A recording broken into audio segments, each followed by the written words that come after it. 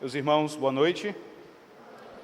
Eu vos saúdo com a graça e a paz de nosso Senhor e Salvador Jesus Cristo. E me permitam, em primeiro lugar, falar da minha alegria em estar aqui, em poder conhecer mais esta igreja, mais esta parcela do corpo de nosso Senhor Jesus Cristo. Para mim é sempre um motivo de grande alegria poder conhecer mais uma AICEB. A AICEB é uma denominação pela qual eu tenho um carinho muito grande, por uma razão muito óbvia. A minha esposa, ela é de origem da AICEB, ela é de Presidente Dutra, ela foi ovelha do pastor Reinaldo durante praticamente a sua infância e adolescência inteira, e sempre que nós estamos em Presidente Dutra, nós congregamos ali na primeira igreja. Então sempre é uma alegria poder estar com os irmãos da AICEB. Quero agradecer ao pastor Otoniel pelo bondoso convite para estar com vocês, para falar desse tema que, permitam-me confessar, achei um tema muito interessante, porque ele representa exatamente o que eu penso em relação à postura que nós devemos ter para com a Igreja de Roma.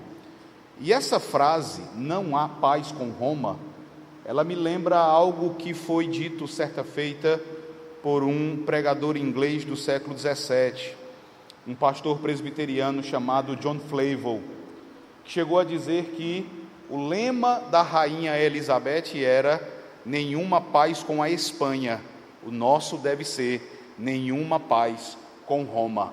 Roma é aquele Amaleque que Deus deseja que seja destruído. Então, quando eu vi o tema, eu achei bem interessante, tá? E, meus irmãos, eu terei a oportunidade de trazer duas palestras, duas explanações para os irmãos, uma hoje à noite e a outra amanhã pela manhã. Essa primeira palestra, ela é de natureza mais histórica, porque ela tem como objetivo nos mostrar exatamente qual foi o cenário da luta do reformador Martinho Lutero, bem como dos demais reformadores que o seguiram nessa luta contra a Igreja de Roma. Mas mesmo sendo uma palestra de natureza histórica, eu gostaria de convidar os irmãos para que abrissem as suas Bíblias, para fazermos a leitura de uma passagem muito importante, uma passagem que foi central na reforma, que é Romanos capítulo 1. Romanos capítulo 1, verso 16 e verso 17. Diz assim a palavra do Senhor: pois não me envergonho do Evangelho, porque é o poder de Deus para a salvação de todo aquele que crê, primeiro do judeu e também do grego, visto que a justiça de Deus se revela no Evangelho de fé em fé, como está escrito, o justo viverá por fé. Amém.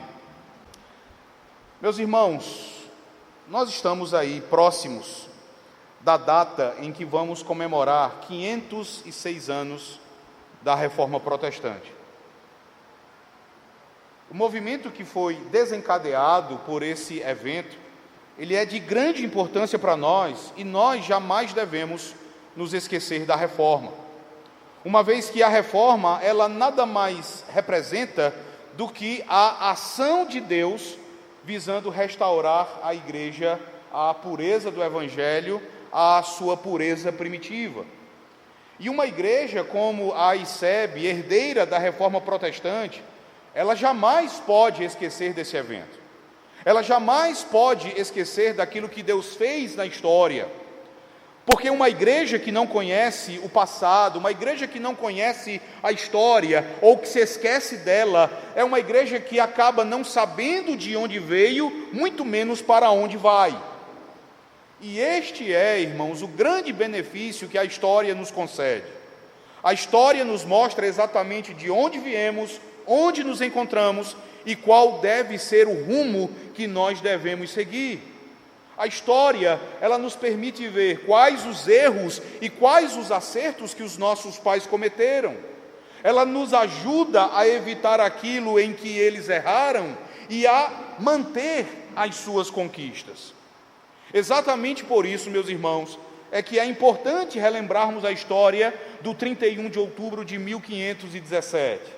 A história envolvendo a pessoa do monge agostiniano alemão Martinho Lutero. E uma vez que nós lembremos o que aconteceu, nós devemos render graças a Deus por isso. A data de 31 de outubro deve lembrar aos verdadeiros cristãos que no século XVI foi o Evangelho de Jesus Cristo que varreu toda a Europa, destruindo um cristianismo totalmente corrompido e concedendo vida a milhões de almas que até então estavam perdidas. Então, a minha proposta é entendermos exatamente qual foi o contexto, qual era o contexto histórico do período em que a reforma foi deflagrada. E para que nós, irmãos, possamos compreender a grande importância da reforma protestante, nós precisamos entender qual era a situação do cristianismo daquela época. Se você deseja saber por que a reforma ela foi, além de necessária, extremamente importante, você deve olhar para a situação da igreja durante o período medieval. Isso vai mostrar a necessidade de uma ação da parte de Deus em prol da igreja. O pastor Franklin Ferreira, ele vai nos oferecer um sumário do contexto histórico do século XVI. Ele vai dizer que a época em que Lutero viveu foi uma época de grandes mudanças e inquietações. Foi o tempo do descobrimento das Américas. Imperadores, reis, generais e papas lutavam entre si para tentar moldar a Europa moderna. A Igreja Católica era espiritual, cultural e politicamente soberana. E as tentativas de reforma de uma igreja corrompida, como as de Wycliffe e de Hus, foram esmagadas. Surgiram gênios como Erasmo de Roterdã, Michelangelo, Leonardo da Vinci, Rafael, Cristóvão Colombo, Copérnico. Mas a baixa Idade Média foi marcada por uma inquietação profunda com a morte, a culpa e a perda de sentido. A teologia de Martinho Lutero foi uma resposta a todas as ansiedades dessa época. E, meus irmãos, como o próprio nome vai indicar, a reforma protestante do século XVI foi um movimento que tinha a intenção de reformar a igreja, de restaurar a igreja existente naquele período, que era a igreja medieval. Os reformadores, principalmente Lutero, eles entendiam que a igreja havia se corrompido com o passar dos anos. A igreja necessitava de uma reforma séria e profunda, não apenas na sua teologia, mas ela precisava de uma reforma séria e profunda em toda a sua estrutura eclesiástica. Para que os irmãos entendam essa necessidade, é preciso que nós pensemos em alguns pontos que caracterizavam a Igreja Católica ali no início do século XVI. Em primeiro lugar, naquele período, o papado, ele era uma potência religiosa e política, e grande parte da vida econômica girava em torno das igrejas paroquiais. Isso gerava uma insatisfação por parte das autoridades civis, devido à ingerência do Papa nos seus negócios. Naquele período, em diversas ocasiões, papas e reis entraram em choque, um tomando medidas para punir o outro. Muitos papas excomungaram reis e muitos reis confiscaram as propriedades e o dinheiro da igreja. Em segundo lugar, havia uma corrupção política, uma corrupção moral, uma corrupção econômica generalizada na igreja. O clero era completamente corrompido naquele período. E essa corrupção contribuía para que existisse entre as pessoas um sentimento anticlerical. As pessoas comuns eram paupérrimas naquele período. Elas eram muito pobres e ainda assim elas tinham a obrigação de sustentar o luxo dos sacerdotes. O historiador Alistair McGrath vai dizer que numa época de depressão econômica, o clero passou a sofrer todo tipo de críticas, porque ele era sustentado pelo povo. E com frequência, o clero era isento de impostos, enquanto os leigos pagavam os impostos mais abusivos.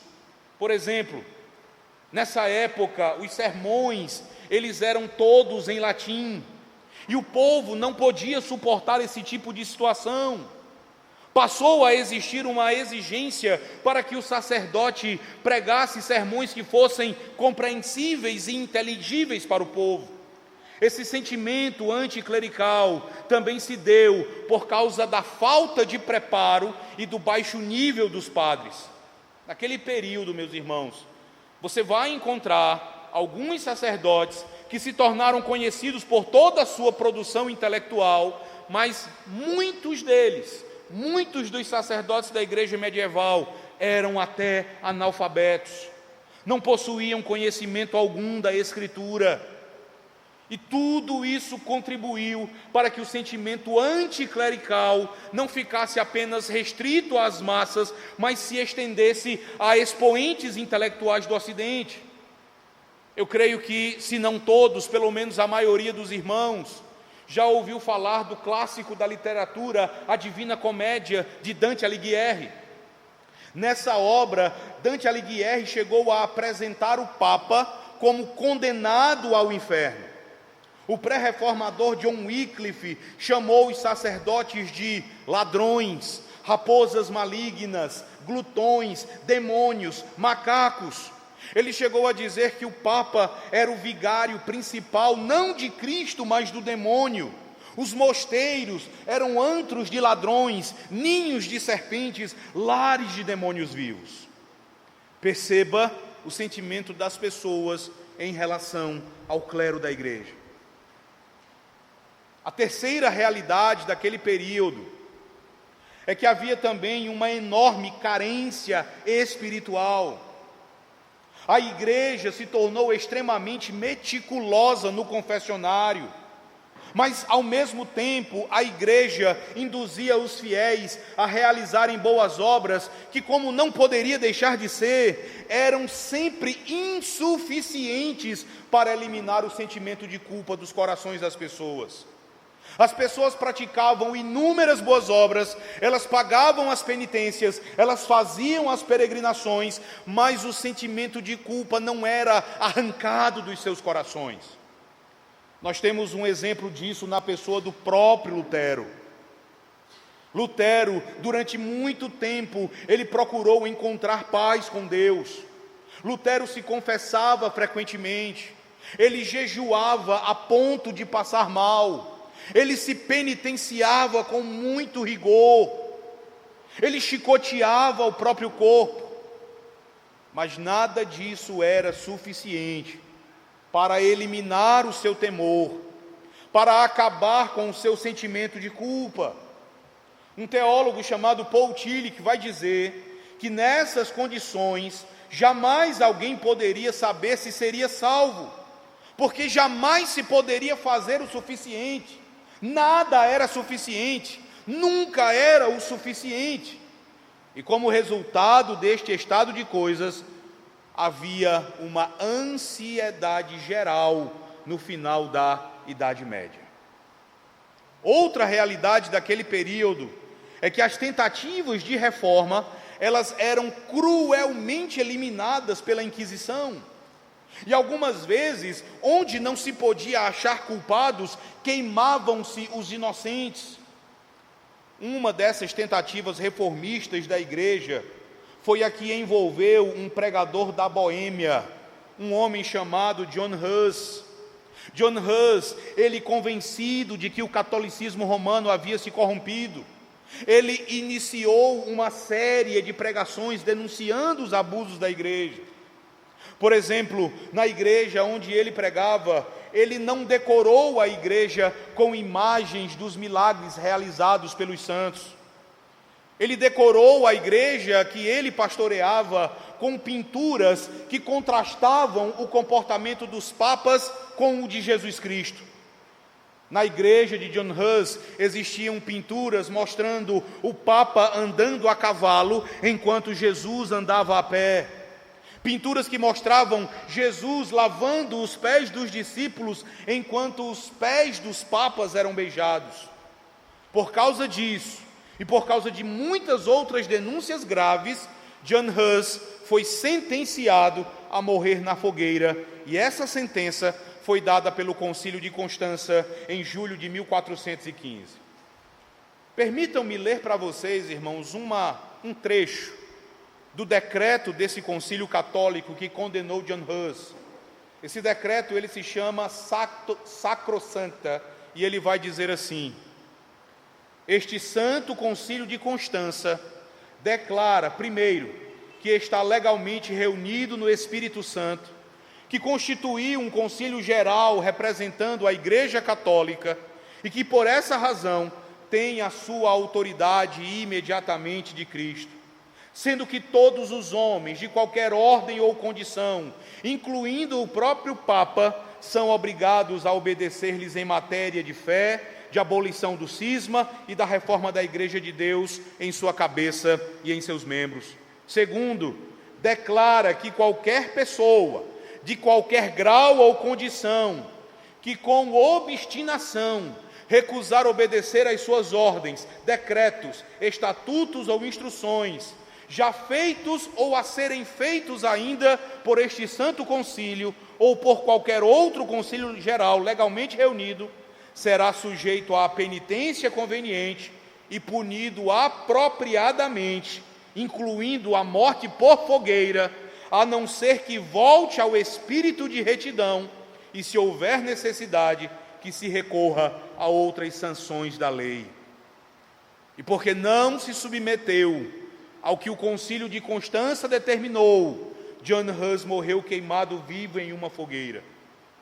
Interessante, irmãos, é que antes da sua morte, quando ele ainda estava no cárcere, alguns historiadores vão dizer, e eu digo que alguns fazem essa afirmação, porque trata-se de uma afirmação que é contestada por outros, mas alguns historiadores vão dizer que John Hus, ainda no cárcere, ele teria dito o seguinte: podem matar o ganso, numa referência a ele mesmo, mas daqui a 100 anos, Deus suscitará um cisne que não poderão queimar.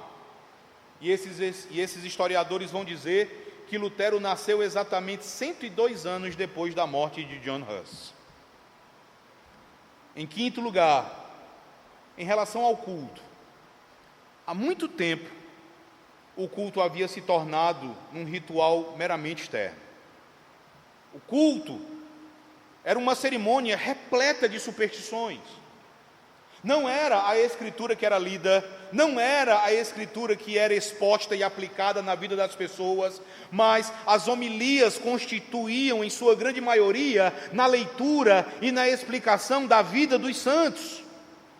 Um pastor presbiteriano do início do século XX, chamado Eduardo Carlos Pereira, ele chegou a dizer que o politeísmo e a idolatria inundaram a igreja, de maneira que o que nós tínhamos ali era um cristianismo completamente diferente daquele que nós vamos encontrar, por exemplo, no livro de Atos dos Apóstolos.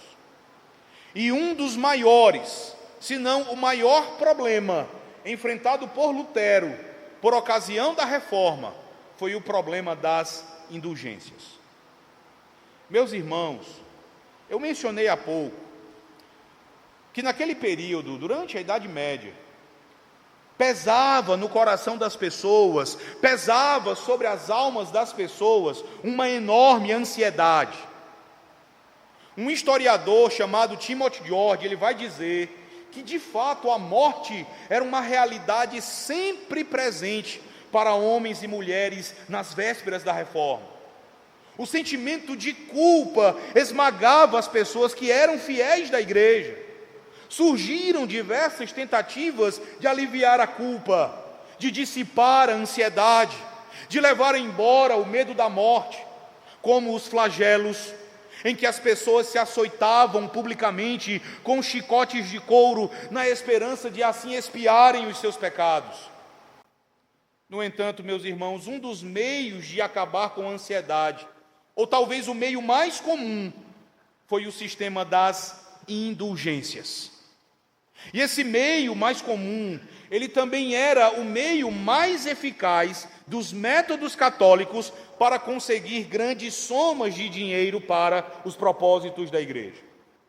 Um historiador secular chamado Geoffrey Blaine, ele vai dizer que o dinheiro doado para a construção das catedrais era reconhecido como um passaporte sagrado que poderia ser apresentado ao entrar na porta eterna do céu.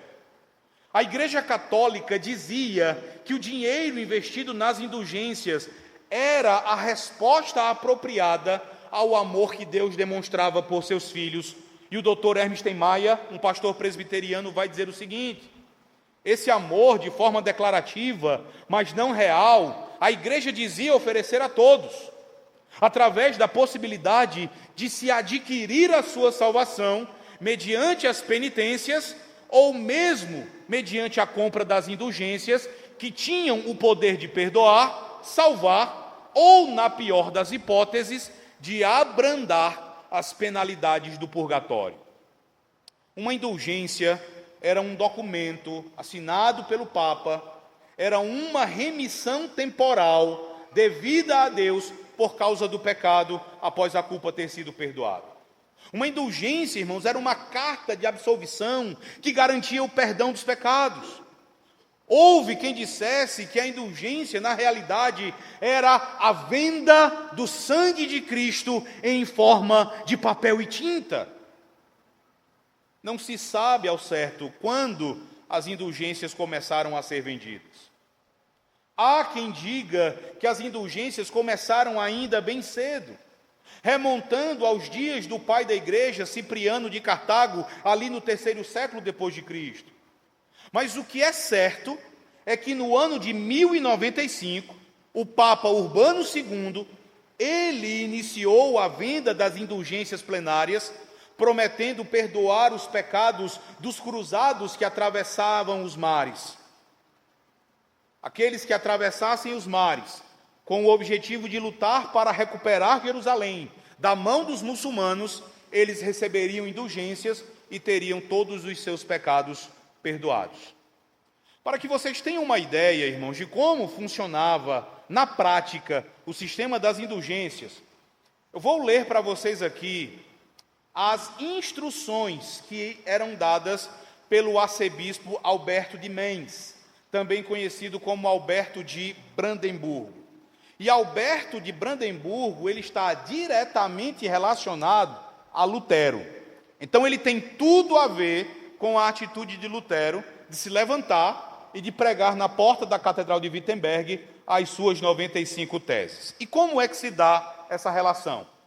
Muitas vezes nós ouvimos dizer que a John Tetzel estava vendendo indulgências para que a igreja pudesse arrecadar o dinheiro para construir a Basílica de São Pedro. A grande questão é que a igreja de Roma, ela já tinha todo o dinheiro que ela precisava para construir a Basílica de São Pedro em Roma. A venda das indulgências tinha outro propósito ligado a este, mas o propósito era pagar o empréstimo tomado pela Igreja Católica. Todo o dinheiro ela já tinha via empréstimo. Ela precisava era de dinheiro para pagar esse empréstimo. E a história desse empréstimo é muito interessante. Por exemplo, aqui na igreja de vocês, o pastor Otoniel me disse que está há 12 anos. Nesses 12 anos, ele vai observando os jovens da igreja, ele vai observando os rapazes, e ele de repente identifica em algum deles a vocação para o sagrado ministério. Entendendo que o jovem é vocacionado para o sagrado ministério, e essa vocação sendo confirmada pela igreja, ele é então encaminhado para o seminário, ele enfrenta um período de 4 anos de estudo, depois ele se apresenta a uma junta da igreja a fim de ser examinado e ordenado. É mais ou menos assim. Naquele período, nada disso era necessário. Bastava que você tivesse uma família rica o suficiente para pagar para que algum membro da família se tornasse bispo. Naquele período não existiam bancos como os que nós temos hoje em dia. Os bancos, eles funcionavam basicamente como grandes famílias que tinham grandes somas de dinheiro e essas famílias faziam esses empréstimos. Uma dessas famílias, uma família da Alemanha chamada de a Casa dos Hohenzollern, essa família emprestou uma grande quantia em dinheiro para a Igreja de Roma. Justamente a quantia de dinheiro que ela precisava para construir a Basílica de São Pedro. O pagamento desse empréstimo ficou combinado de duas formas. A primeira forma era que a igreja organizaria a venda das indulgências para pagar metade desse empréstimo. A segunda metade seria paga com a nomeação de Alberto, membro da Casa dos Hohenzollern, como arcebispo de Mainz. E é justamente esse Alberto de Mainz que vai dar as seguintes instruções.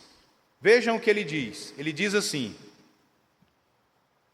a primeira graça que deve ser vendida é a completa remissão de todos os pecados.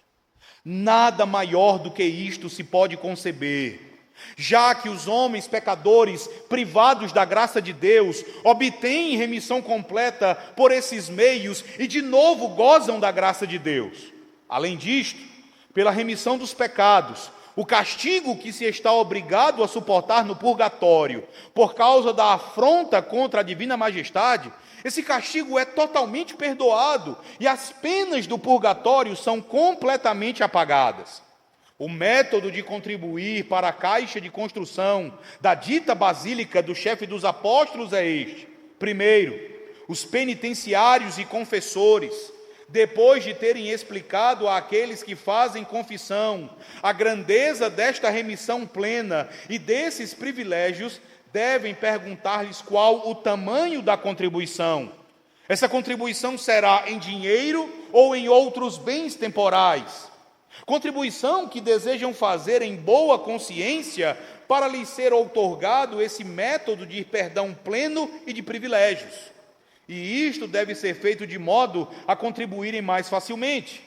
Mas, como a condição dos homens e as suas profissões são tantas e tão variadas, e não podemos considerá-las e pesá-las em particular, decidimos que as taxas podem ser determinadas da seguinte forma: reis, suas famílias, bispos e etc. devem pagar 25 florins de ouro.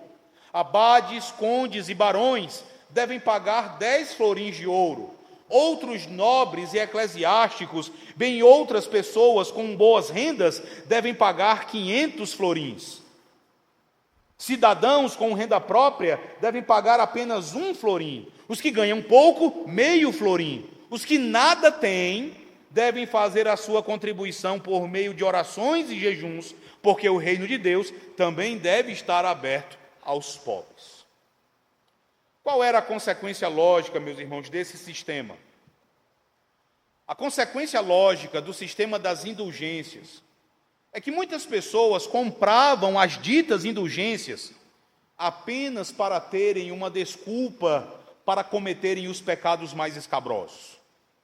Os historiadores dizem que era comum você encontrar bêbados, era comum você encontrar ladrões, era comum você encontrar adúlteros e até mesmo assassinos que permaneciam nos seus crimes, mas tranquilos, porque, afinal de contas, haviam comprado uma indulgência.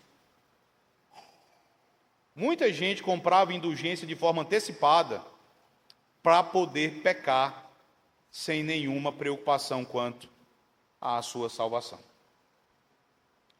E foi assim, meus irmãos, que no ano de 1517, quando era professor na Universidade de Wittenberg, Martinho Lutero iniciou o que ficaria conhecido como a Reforma Protestante. Ali na universidade, Lutero dava aula sobre vários livros da Bíblia. Ele já havia lecionado sobre o livro dos Salmos, ele lecionou sobre os Salmos de 1513 a 1515, ele lecionou sobre Romanos de 1515 até 1516, Gálatas, de 1516 a 1517. Ele lecionou sobre Hebreus em 1517 e novamente sobre os Salmos em 1518 e 1519. E foi justamente quando ele estava fazendo as preleções sobre a carta de Romanos que ele se deparou ao texto que nós lemos no início, especificamente Romanos, capítulo 1, verso 17. Abram novamente lá as suas Bíblias. Romanos, capítulo 1, verso 17. Visto que a justiça de Deus se revela no Evangelho, de fé em fé, como está escrito, o justo viverá por fé. Foi com base nesse texto, irmãos, que Lutero entendeu. Ele compreendeu a grande verdade, que o pecador, ele é perdoado, ele é justificado unicamente pela fé em Jesus Cristo. Ele entendeu que não há obra alguma que justifique o pecador. Nenhuma obra que o pecador possa realizar é capaz de justificá-lo diante de Deus, mas apenas por meio da fé em Cristo Jesus é que alguém pode receber o perdão de todos os seus pecados. Lutero vai dizer algum tempo depois que foi justamente por causa desse texto que o papado se soltou dele, que o papado se desprendeu dele. Através dos seus estudos na Bíblia, Lutero compreendeu que a culpa que o consumia e que também afligia a milhões de pessoas na Europa, essa culpa não seria retirada pelas obras que a Igreja Católica prescrevia. Essa culpa, ela não seria eliminada pelas penitências. Ela não seria arrancada do coração por meio dos flagelos nem das indulgências. Lutero compreendeu que a justiça de Deus era aquela pela qual, por meio da graça e da pura misericórdia, Deus nos justifica através da fé. Aquilo que Lutero descobriu através da Bíblia passou a ser ensinado na igreja de Wittenberg. Lutero começou a pregar a sua fé recém-descoberta para aquela congregação. E algo que nós devemos entender, irmãos, é que até aí, Lutero ainda se considerava um católico romano. Lutero ainda se encontrava dentro da estrutura eclesiástica da igreja de Roma e ele se considerava membro dessa igreja. Ele ainda não havia rompido com a igreja de Roma, porque o grande desejo dele era espalhar a verdade que ele havia descoberto para que a igreja voltasse às suas origens. Para que aquela igreja da qual ele era membro e que ele amava, essa igreja se reformasse. Só que nesse período, um monge dominicano chamado Johann Tetzel, que era representante do Papa Leão X, era também um emissário do arcebispo Alberto de Mainz. Ele estava vendendo indulgências ali nas imediações de Wittenberg.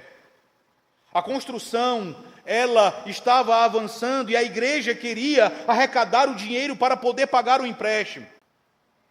E para vender as indulgências, Tetzel dizia o seguinte: você não precisa se arrepender para ser perdoado. Arrependimento não é necessário para quem compra uma indulgência. A indulgência por si mesma, uma vez que ela traz a assinatura do vigário de Cristo, ela é capaz de dar perdão completo de todo e de cada pecado. Os historiadores dizem que à medida que avançava pelas cidades, Tetzel cantava uma música dizendo: no momento em que no fundo do cofre uma moeda tilintar, do purgatório uma alma vai ser arrancada. Lutero se revoltou contra essa exploração.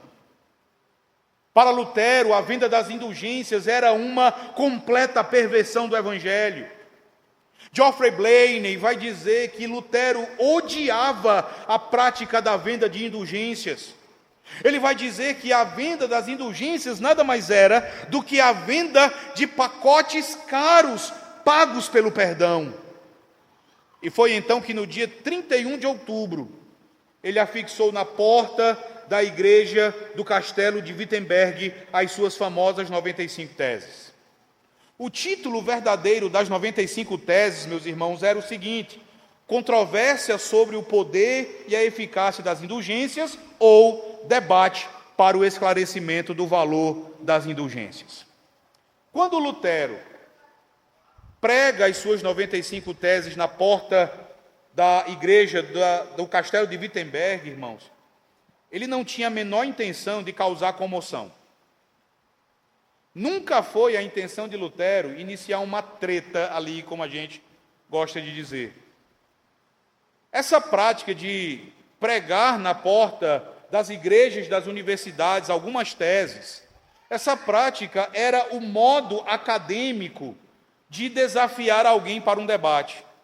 Era a maneira como os intelectuais e os acadêmicos da época desafiavam uns aos outros para um debate. A intenção de Lutero era apenas essa. Só que o debate, ele nunca aconteceu e a repercussão ainda assim foi gigantesca. Porque o que aconteceu, irmãos, foi que algum gaiato, tirou as teses de Lutero da porta da catedral e ele, então, traduziu essas teses para o alemão. Elas foram escritas originalmente em latim. O latim era a língua jurídica, era a língua eclesiástica e acadêmica da época. Essa pessoa traduziu essas teses para o alemão, ele as imprimiu em larga escala e as distribuiu em torno de toda a cidade de Wittenberg. Um teólogo chamado John Robbins vai dizer o seguinte: Lutero pretendia um debate eclesiástico, ele pretendia um debate acadêmico, mas Deus tinha outros propósitos.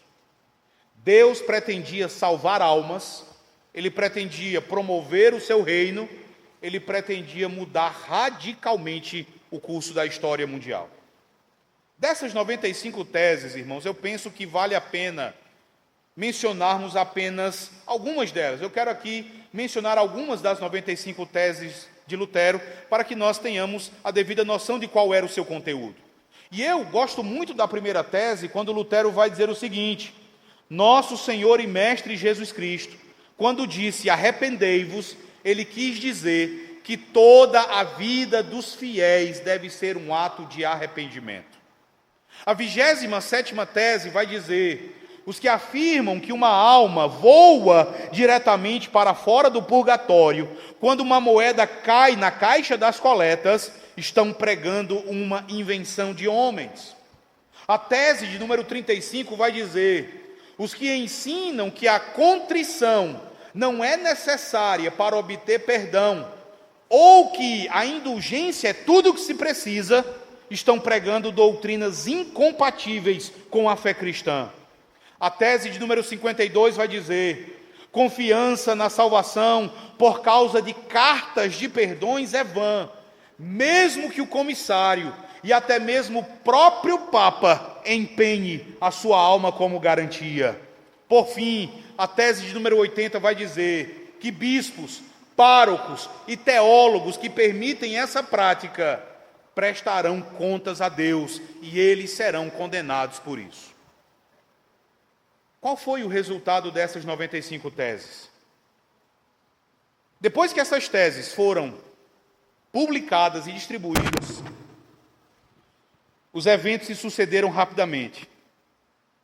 Em julho de 1520, irmãos, o Papa Leão X, ele promulgou uma bula papal intitulada Exsurge Domini, que quer dizer levanta-te, Senhor, e nessa bula o Papa Leão X ameaçou Lutero de excomunhão e o chamou de o javali que invade a vinha do Senhor, um javali cuja língua era de fogo. O Papa Leão X vai dizer que esse javali, que era Lutero, ele desejava destruir a vinha de Deus, que era a Igreja Católica. A reação de Lutero vai se dar no dia 10 de dezembro. Em 10 de dezembro de 1520, Lutero reúne os seus alunos fora dos portões de Wittenberg. Ele queima ali livros de direito canônico, ele queima diversas obras de teólogos da Igreja de Roma, e ele também queima a bula que o ameaçava de excomunhão. Ele faz isso em dezembro, e em janeiro de 1521, por meio de uma nova bula papal, Lutero finalmente é excomungado. Você vai ver apologetas católicos dizendo que Lutero rompeu com a Igreja de Roma, que ele saiu, que ele abandonou, que ele se tornou culpado do pecado do cisma, mas a grande verdade é que Lutero nunca quis sair da Igreja Católica, ele nunca quis romper com a Igreja, ele amava a Igreja, ele tinha esperança num determinado momento, de que quando o Papa o ouvisse, o Papa concordaria com ele. Ele imaginava que o Papa o apoiaria, ele entendia que o Papa em Roma não tinha conhecimento das coisas que estavam acontecendo ali, mas no instante em que o Papa soubesse de tudo, o Papa concordaria com ele e o Papa reformaria a igreja. Para ele foi uma decepção. Ele foi expulso da igreja e é a partir daí que nós temos então o princípio daquilo que hoje é conhecido como a Igreja Luterana. E nesse mesmo ano de 1521, um jovem de apenas 20 anos de idade, chamado Carlos V, imperador do Sacro Império Romano Germânico, ele intimou Lutero a comparecer em uma reunião chamada de Dieta de Worms. Ele desejava que Lutero prestasse contas pelo seu ensino. Diante de príncipes, de nobres, de bispos, diante do próprio imperador, Lutero deveria encarar um grande desafio. A pompa e o poder da igreja medieval, a pompa do Estado, estavam preparados contra Lutero. As tradições, os dogmas, as práticas de 1000 anos estavam ali para julgá-lo. Ele, que era considerado como um javali selvagem, tentando destruir a vinha de Deus, o porta-voz do imperador, exigiu que Lutero renunciasse os seus escritos. Ele exigiu que Lutero renunciasse a tudo que estava ensinando. E Lutero então pediu um dia para pensar.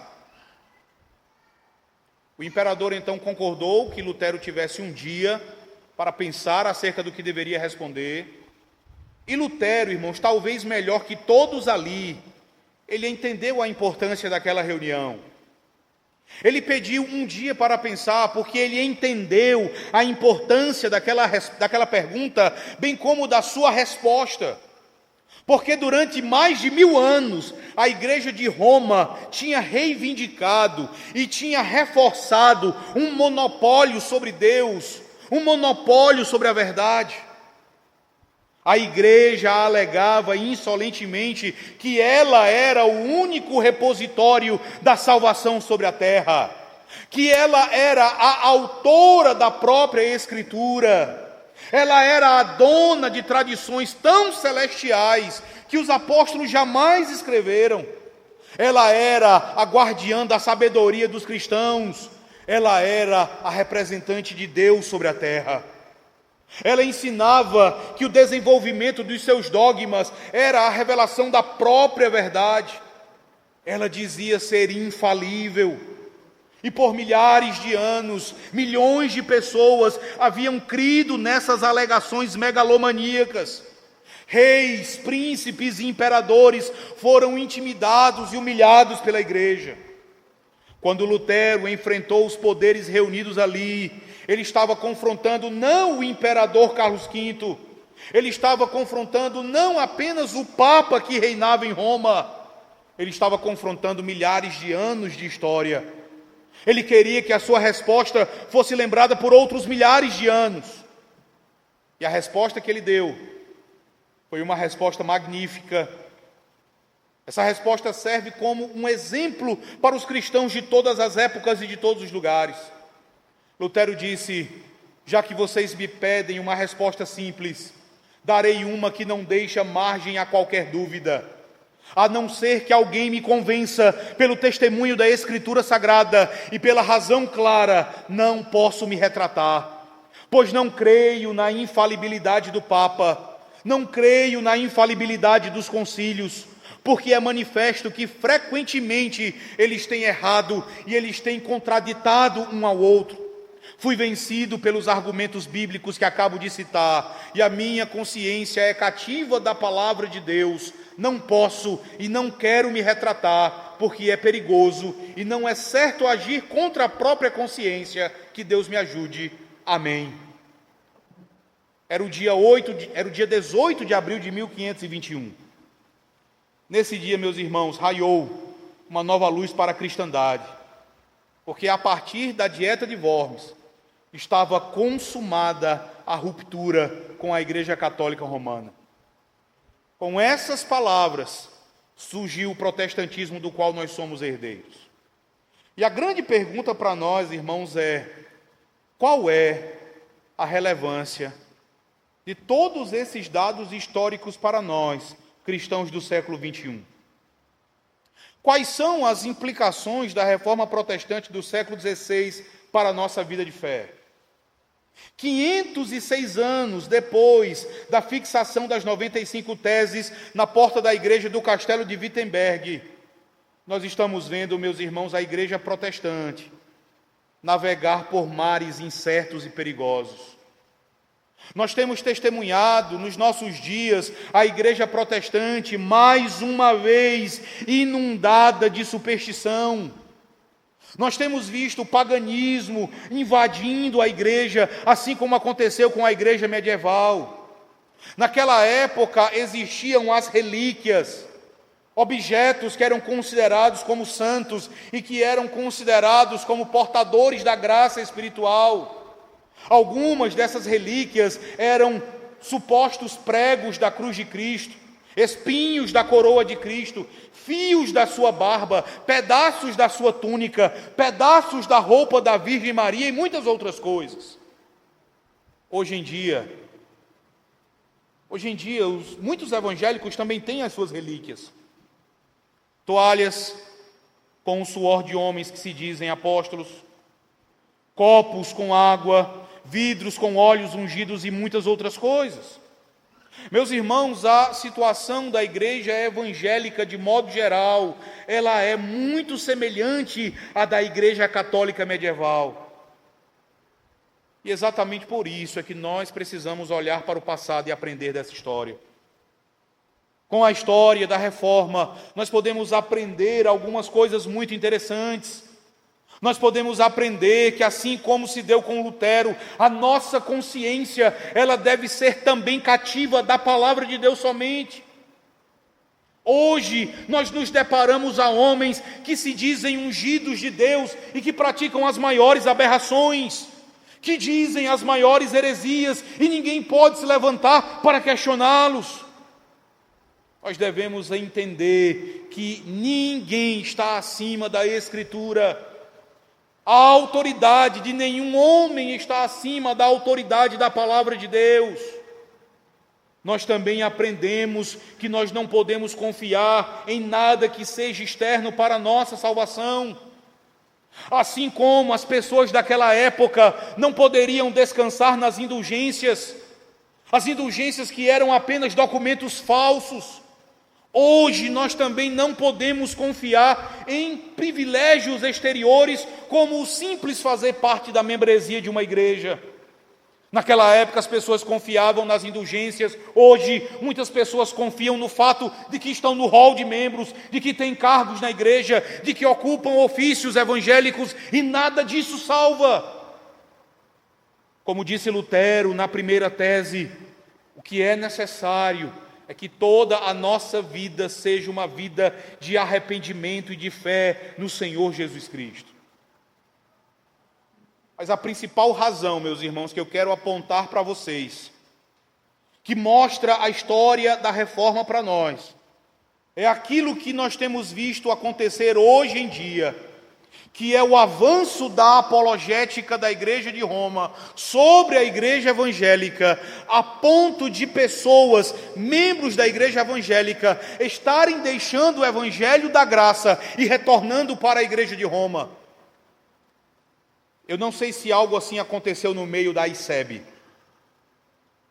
mas na minha denominação, na Igreja Presbiteriana, nós tivemos pelo menos 3 tristezas, 3 eventos muito tristes ligados a pastores da nossa denominação, que abandonaram o sagrado ministério, abandonaram o protestantismo, abandonaram o evangelho da graça e se tornaram católicos romanos. Eu tenho ouvido falar de membros de igrejas, presbíteros, diáconos, pessoas que têm abandonado o evangelho da graça e têm se tornado católicos romanos. E diante disso, às vezes a gente fica se perguntando o que está acontecendo e o que nós podemos fazer para reverter isso ou para impedir que isso aconteça. Eu digo, irmãos, que a primeira coisa que nós devemos fazer é nos arrependermos dos nossos pecados, mas devemos nos arrepender de um pecado específico, que tem a ver com o tema da conferência, que tem a ver com essa frase na camiseta que vocês estão vestindo. Nós baixamos as nossas armas para Roma. Nós deixamos de considerar a igreja de Roma como uma igreja apóstata. Nós passamos a falar da igreja de Roma como se ela fosse uma igreja genuinamente cristã, como se nós fôssemos irmãos, filhos todos do mesmo Deus, e aí você tem de repente uma pastora chamada Ludmila Ferber e o padre, como é o nome do padre? Aquele Fábio de Melo, né? Juntos no Domingão do Faustão, abraçados, cantando e dizendo: servimos todos ao mesmo Deus, somos irmãos, somos filhos todos do mesmo Deus. Alguma coisa aconteceu. Se você ler os escritos posteriores de Lutero, se você ler os escritos de João Calvino, se você ler os escritos dos pós-reformadores, você vai perceber que a maneira como eles se referiram à igreja de Roma, depois dessa ruptura, sempre foi como a religião do anticristo. John Flavel, que eu mencionei no início, ele chegou a dizer: Roma é aquele Amaleque que Deus deseja que seja destruído. A confissão de fé de Westminster vai dizer, no capítulo 25, no parágrafo 6, que o Papa é aquele anticristo, é o homem da iniquidade. Isso continua no século XVII, a mesma postura, isso continua no século XVIII, mas quando você chega ao século XIX, alguma coisa começa a acontecer, e essa já não mais é a convicção dos protestantes. No século XX, logo no início, acontece uma conferência missionária na cidade de Edimburgo, na Escócia. A Escócia, palco de grandes histórias na reforma protestante, com o reformador John Knox. Acontece ali uma conferência para falar sobre a evangelização mundial. E quando a conferência está discutindo a evangelização de partes ainda não alcançadas, os delegados vão dizer o seguinte: nós não precisamos evangelizar a América Latina, porque a América Latina já é evangelizada. Aí você pergunta, quando foi isso? Foi em 1910. Aí você diz, mas eu entendi o que essa conferência quis dizer. Porque, por exemplo, em 1855, os congregacionais já haviam chegado no Brasil. Em 1859, os missionários presbiterianos começaram a chegar ao Rio de Janeiro. A partir de 1560, você já vai ter muitos missionários batistas no Brasil e em outras partes da América do Sul e da América Latina. Então, quando ela diz que a América Latina já era evangelizada, é por causa das missões protestantes. Você pensa isso, né? Mas não era o que a conferência de Edimburgo queria dizer. Quando ela declarou que a América Latina já era evangelizada, ela disse, porque ali a Igreja Católica está desde o século XV. Aí disseram, não é a melhor versão da fé cristã, mas é a fé cristã. Você vê que já há uma abertura consolidada aí. Essa abertura, ela aumenta à medida que as décadas de 20, 30, 40 e 50 passam. Quando nós chegamos, por exemplo, a 1960, nós já nos deparamos ao ápice do chamado movimento ecumênico, que dizia que o grande objetivo era uma só igreja, que dizia que a fé cristã ou os laços fraternais jamais podem ser definidos pela verdade, mas devem ser definidos apenas pelo amor. E você já deve ter ouvido essa história: doutrina divide, o que importa é o amor, o que importa são os relacionamentos. Esse era o lema do movimento ecumênico. E um dos objetivos do movimento ecumênico era a união com a igreja de Roma.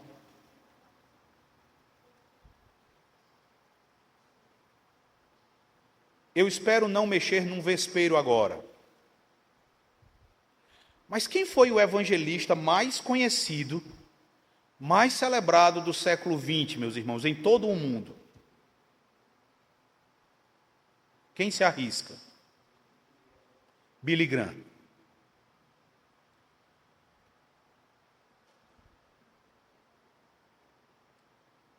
Em 1995, Billy Graham foi entrevistado por um homem chamado Larry King. Larry King é simplesmente o maior entrevistador americano. Ele é o Jô Soares dos Estados Unidos. E num ponto da entrevista, Larry King fez a seguinte pergunta a Billy Graham: o que é que você acha dos mormons? Qual é o seu pensamento sobre a Igreja de Roma? E Billy Graham afirmou: eu tenho uma maravilhosa comunhão com todas elas. Larry King insistiu: você gosta do atual Papa e você gosta dos mormons de Salt Lake City? E Billy Graham disse: gosto. Eu tenho uma maravilhosa comunhão com todos eles e tenho certeza que nós estaremos juntos no céu durante toda a eternidade. Larry King fez outra pergunta: qual é o seu relacionamento com o atual Papa? O Papa na época era João Paulo II. Billy Graham respondeu: eu e ele somos muito amigos. Eu já preguei várias vezes na igreja dele, na sua terra natal, em Cracóvia, ali na Polônia. Nós já organizamos conferências juntos. Eu e ele concordamos em quase tudo. E apesar de discordarmos em algumas poucas coisas, eu posso dizer que a nossa comunhão é muito maravilhosa. Um jornal de Pittsburgh publicou certa feita uma reportagem sobre as atividades ecumênicas de Billy Graham, e um jornalista disse, citando Billy Graham, que ele era muito feliz pelo alcance das suas cruzadas e que ele recebia inúmeras cartas e telegramas de igrejas católicas, de padres e de bispos, agradecendo porque muitas pessoas que aceitavam os seus apelos nas suas cruzadas acabavam se tornando membros da Igreja Católica Romana. Por que eu estou citando isso? Eu não estou aqui atribuindo nenhum tipo de falsidade a Billy Graham. O que eu estou dizendo é que a sua atividade ecumênica, ela certamente influenciou de modo decisivo o evangelicalismo, para que o evangelicalismo passasse a olhar para a Igreja Católica de modo diferente. Como referência que era, muita gente vai ser influenciada. E a Igreja Católica, nesse período todo, irmãos, ela está assistindo a tudo isso. Ela tomou ciência do que aconteceu na Conferência de Edimburgo e ela tomou ciência do que aconteceu no movimento ecumênico. De maneira que, entre 1962 e 1965, aconteceu o chamado Concílio Vaticano II. Para você entender a importância do Vaticano II, você deve saber que, do século XVI para cá, a Igreja de Roma realizou 3 concílios. O Concílio de Trento, no século XVI, o Concílio Vaticano I, no século XIX, e o Concílio Vaticano II, no século XX. Desses 3 concílios, os 2 primeiros foram concílios de combate. Neles, a Igreja de Roma estava combatendo inimigos. No Concílio de Trento, o inimigo era o protestantismo. No Vaticano I, o inimigo era o modernismo, era o cientificismo, eram as inovações nas ciências sociais. Só que no Vaticano II, irmãos, a Igreja de Roma não vai combater nenhum inimigo. O Vaticano II é um concílio completamente diferente. Se você ler a respeito do Concílio de Trento, no século XVI, é nesse concílio que nós vamos ser chamados de hereges, é nesse concílio que nós vamos ser amaldiçoados, porque o concílio vai dizer que todo aquele que diz que a justificação se dá pela fé somente, sem as obras, seja anátema, seja maldito. Mas o Vaticano II não vai amaldiçoar ninguém. Ele não vai combater ninguém. O Vaticano II vai dizer que o objetivo dele é abraçar. O objetivo da Igreja Católica é assimilar. E há um documento produzido no Vaticano II, que é uma declaração chamada Unitatis Redintegratio, sobre o movimento ecumênico, em que a Igreja Católica vai dizer que nós não somos mais hereges. Nós somos agora irmãos separados. E é esse documento, a Unitatis Redintegratio, que vai dizer o seguinte: nós devemos fazer um estudo da psicologia, da teologia, da história e da liturgia dos nossos irmãos separados, para que nós os ajudemos a voltar para casa. Depois que acaba o Vaticano II, surge nos Estados Unidos o moderno movimento de apologética da Igreja Católica. É esse moderno movimento de apologética que vai lançar raízes aqui, através de influências que nós seguimos nas redes sociais, que falam sobre marketing digital, que falam sobre família, que falam sobre criação de filhos, mas cujo grande objetivo é levar pessoas para a Igreja de Roma. Enquanto isso, nós baixamos as nossas armas. O que nós devemos fazer, irmãos? Nós devemos recuperar o sentimento anticatólico dos nossos pais, dos reformadores e dos pós-reformadores. Eu não me refiro àquele anticatolicismo tolo, insensato, que muitas vezes caracteriza muitas pessoas em nossas igrejas. Lá na nossa igreja nós também temos uma cruz como esta. E os irmãos da igreja dizem que, em certa ocasião, alguém de outro local, ao entrar na igreja e ver aquela igreja, gritou lá dentro: igreja que tem cruz eu não entro, cruz é coisa de católico. Não é a esse tipo de anticatolicismo que eu me refiro. Eu me refiro, meus irmãos, a um anticatolicismo que afirma sem qualquer medo, que afirma sem qualquer temor, que a nossa consciência está cativa da palavra de Deus somente. Que nenhum homem tem a sua autoridade acima das Sagradas Escrituras. Que nenhuma tradição à parte da Escritura é normativa para a vida cristã.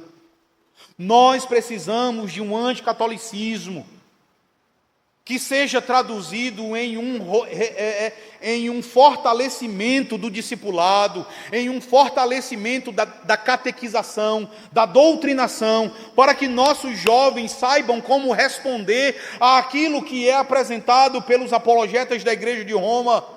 Durante muito tempo nós temos observado outros inimigos, como o neopentecostalismo, como outros movimentos heréticos, e temos esquecido da Igreja de Roma, e ela tem se aproveitado disso. Eu não sei se vocês já perderam alguém aqui para a Igreja de Roma. Eu espero que não. Mas muitas igrejas têm perdido. E é por culpa nossa, em primeiro lugar. Porque nós deixamos que algo se perdesse ao longo do caminho. A história da Reforma, os embates de Lutero, meus irmãos, nos ensinam exatamente o que nós devemos fazer. A nossa consciência deve estar cativa somente da palavra de Deus. Amanhã, pela manhã, nós vamos observar as heranças teológicas da Reforma Protestante, se assim o Senhor nos abençoar. Que Deus nos abençoe a todos. Amém.